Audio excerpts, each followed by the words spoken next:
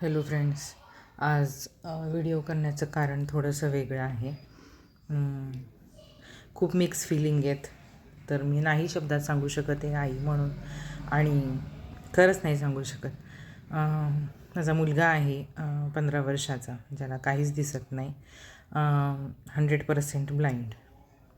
Okay. आणि तो बऱ्यापैकी लांब शाळा आहे, म्हणजे अर्धा तास जायला यायला लागतो.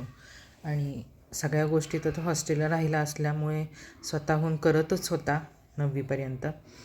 पण आता 10वीचा अभ्यास, क्लासेस, लॅपटॉपवर परीक्षा देणार आहे तर त्याचे क्लासेस, ह्या सर्व गोष्टींमुळे त्याला ह्यावर्षी मी घरूनच येऊन जाऊन करत होते. तर असे माणसाच्या आयुष्यामध्ये प्रत्येक वेळी असा एक प्रसंग येतो ना, जेव्हा त्याला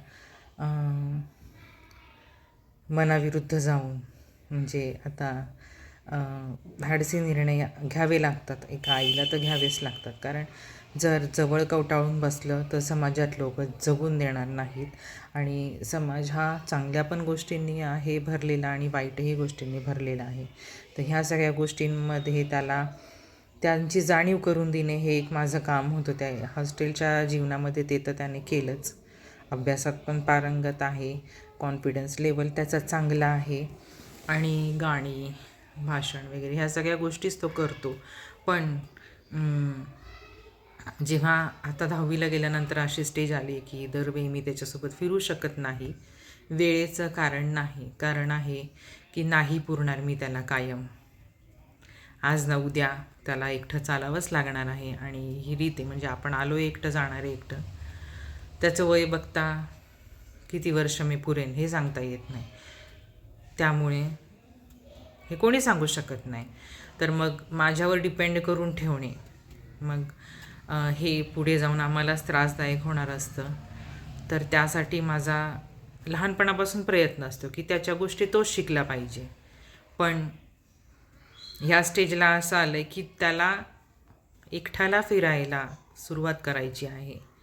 आणि हे जेव्हा तो जगात एकटा पाऊल टाकणार आहे तेव्हा कसं असणार आहे, त्याला कसं वाटणार आहे, त्याच्या फिलिंग्स कशा असणार आहे हे मला माहिती नव्हतं.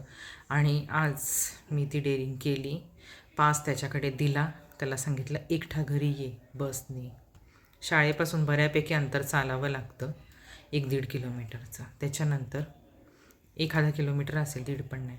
आणि त्याच्यानंतर पब्लिक बस पकडून आमच्या इथे उतरायचं होतं स्टॉपवरती. हा टास्क मी त्याला आज दिला होता, आणि विश्वास ठेवा त्याने एवढा सुंदर हा टास्क केलेला आहे की म्हणजे जी माझी धडधड होत होती तो येताना की कसा येणार आहे, काय येणार आहे, तर ही सर्व धडधड जेव्हा त्याला बघितलं उतरताना तेव्हा मात्र संपली. आणि एक आनंद, एक मन भरून आल्यासारखं झालं. अशा भावना होत्या आज की माझ्या मुलांनी एकटं पाऊल टाकलं आहे आज जगामध्ये. जमलं आहे ते त्याला, आणि करेल तो, हे पण मला माहिती. कॉन्फिडन्स लेवल त्याचा हॅट्स ऑफ आहे, आणि सगळ्याच गोष्टींमध्ये तो तसाच हुशार होईल हे पण मला माहिती आहे. आणि मी करणार आहे त्याला, कारण खूप लोक असतात, चांगलं बोलतात, वाईट बोलतात. ह्या सगळ्या प्रसंगांतून मी गेली आहे. त्याला पण मी शिकवलं आहे की 10 लोक चांगलं बोलतील, 10 लोक वाईटही बोलतील, पण तू तरी त्यातून मार्ग काढायचा आणि एकट्याने सुरुवात करायची सगळ्या गोष्टींना, कॉन्फिडन्सनी करायचं, जबाबदाऱ्या घ्यायच्या. आणि हे तो शिकतो आहे आता. पण हे खूप म्हणजे धाडसी पाऊल होतं, आणि ते आज त्यांनी पण मी बोलल्यानंतर तयारी दाखवली आणि घेतलं त्यांनी ते पाऊल, आणि झालं. आला व्यवस्थित घरी आला.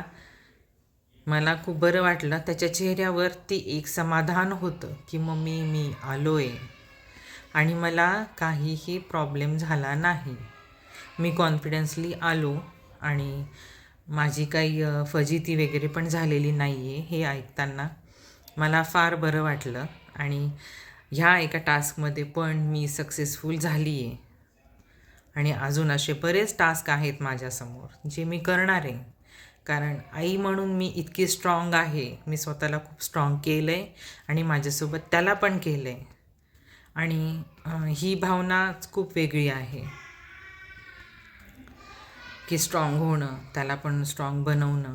ह्याच्यासाठी लागतात गट्स. म्हणजे स्वतःला मी हे नाही म्हणत, पण तरी पण ज्या त्या स्टेजला त्याला गोष्टी येण्यासाठी जे स्ट्रॉंग व्हावं लागतं, त्या गोष्टी मी आधीच ओळखून दर एका स्टेजला त्याला मी त्या गोष्टी टाकते की हे तू कर आणि तुला करायचं आहे. तर आज पण त्यांनी मला डिसअपॉइंट केलेलं नाही आहे आणि ह्याचा आनंद खूप वेगळा आहे आणि तो तुमच्यासोबत मला शेअर करायचा होता, म्हणून मी हा व्हिडिओ टाकला आहे. तर तुम्हाला कसा वाटला नक्की कमेंट करून सांगा. Okay, bye.